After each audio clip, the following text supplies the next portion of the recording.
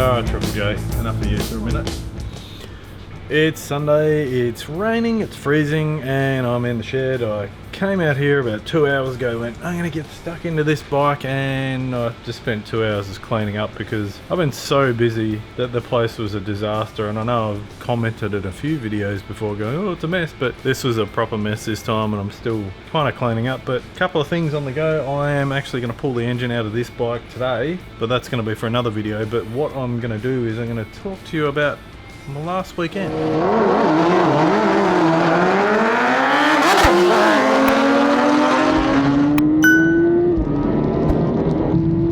I'll flip the camera around. Don't mind those pipes there, they're there for no reason apart from maybe it's getting a turbo. No, just kidding. Okay, so Blackbird went out to the drags last weekend. Got this cool sticker from my mate Matt Dare because there is no bar on this bike, so they've got the no bar thing going on. I thought there might have been something wrong with the clutch, so I pulled apart, checked it. My thoughts were that maybe it was just the back tyre that was holding back. The old tyre was completely trashed, so I put a brand new tyre on it. I also rebuilt, and it's on the other side of the bike so it's hard to show you, the clutch slave cylinder because it was pissing out everywhere, so I put an all ball skip through that. Other than that, took it out to the drags. I noticed it was leaning out last time, and yes, apparently these things, when you take the fairings off them, they get too much air in through here. Big problem. So I just dodgy bit of tape over there to try and block the airflow going into the airbox. It still seemed to be leaning out a little bit in the top end, but it made it to the finish line, so maybe it was holding it back a bit. Maybe it's got a 10.4 in it, but around 2 10.8s and 2 10.6s from memory. One being a low 10.6, which is pretty good, pretty happy with that. But there are more plans for this bike, and big thanks to Kim and Sandy again, who are always at the drags, always getting amazing footage, for getting some footage of the bike. More to do on this bike soon, but here is some onboard footage and some track footage.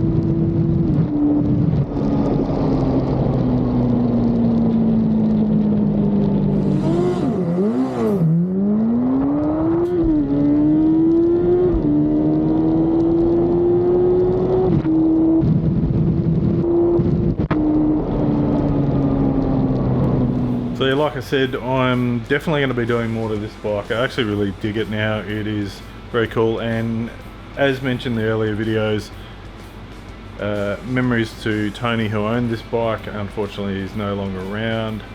Won't go into reason why, but yeah, very sad story. But yeah, this bike is in his memory, and hopefully we can run a 9 in his memory. So that's the goal for not much money.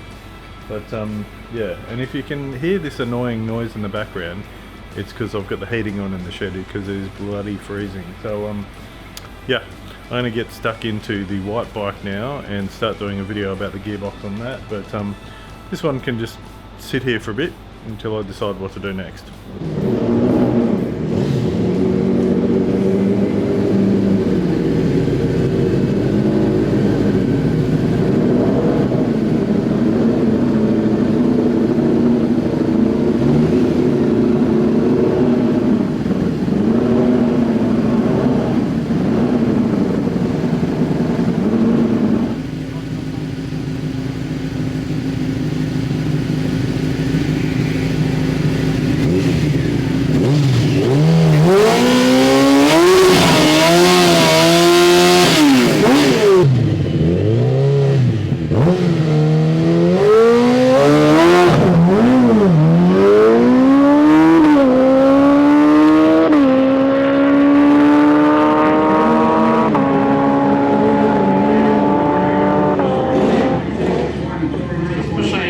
Over the finish line, no times, just top speed.